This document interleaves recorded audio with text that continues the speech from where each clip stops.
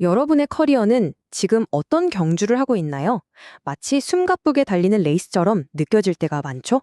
오늘은 우리의 커리어를 하나의 멋진 그랑프리 경주에 비유해서 어떻게 하면 성공적으로 완주할 수 있을지 그 전략들을 한번 알아보겠습니다. 매일 듣다 보면 좋은 사람을 만나게 되는 오늘의 서먼, 데일리 브리프 시작합니다. 자, 본격적으로 시작하기 전에 우리 서먼 멤버십 회원분들께 한번 질문 드려볼게요. 지금 회원님의 커리어는 100m 단거리 질주인가요? 아니면 끝이 보이지 않는 마라톤인가요? 어쩌면 예상치 못한 장애물 경주를 하고 계신 건 아닐까요?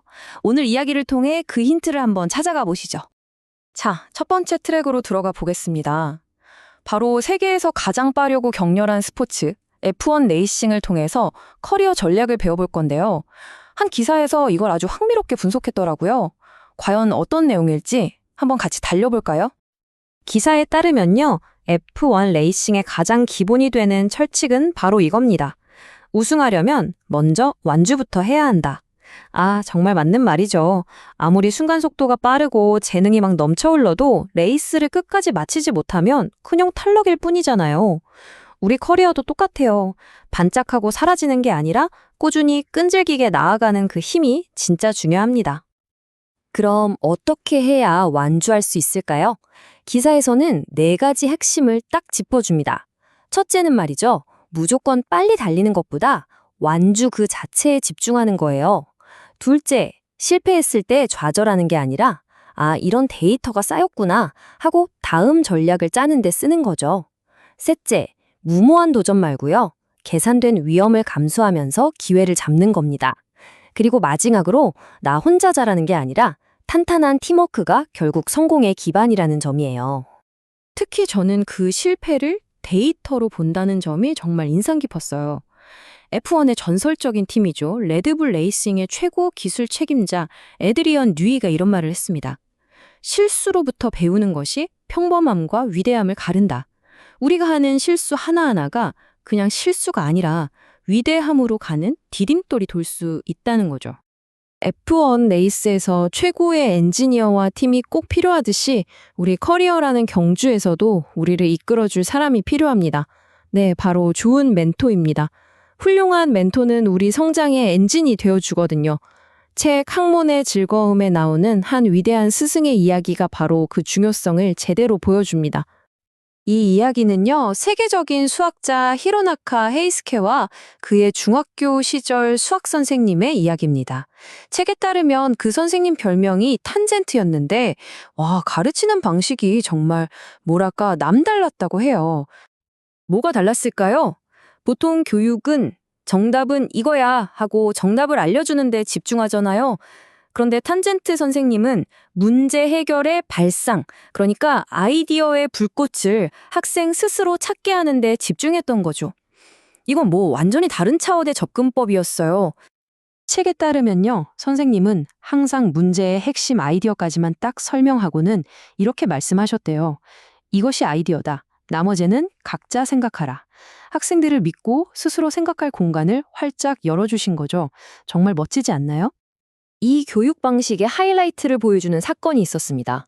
히로나카 학생이 낸 답이 틀렸는데도 문제를 풀어가는 그 과정, 그 아이디어가 너무나도 훌륭해서 100점을 준 거예요.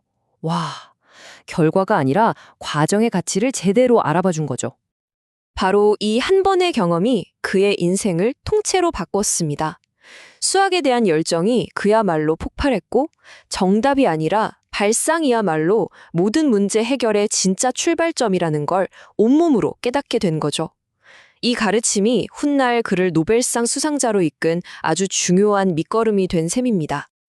자, 좋은 멘토도 있지만 경주에는 당연히 껄끄러운 경쟁자도 있기 마련이죠. 이제 우리의 레이스를 방해하는 어려운 동료들에 대해 이야기해 볼 시간인데요.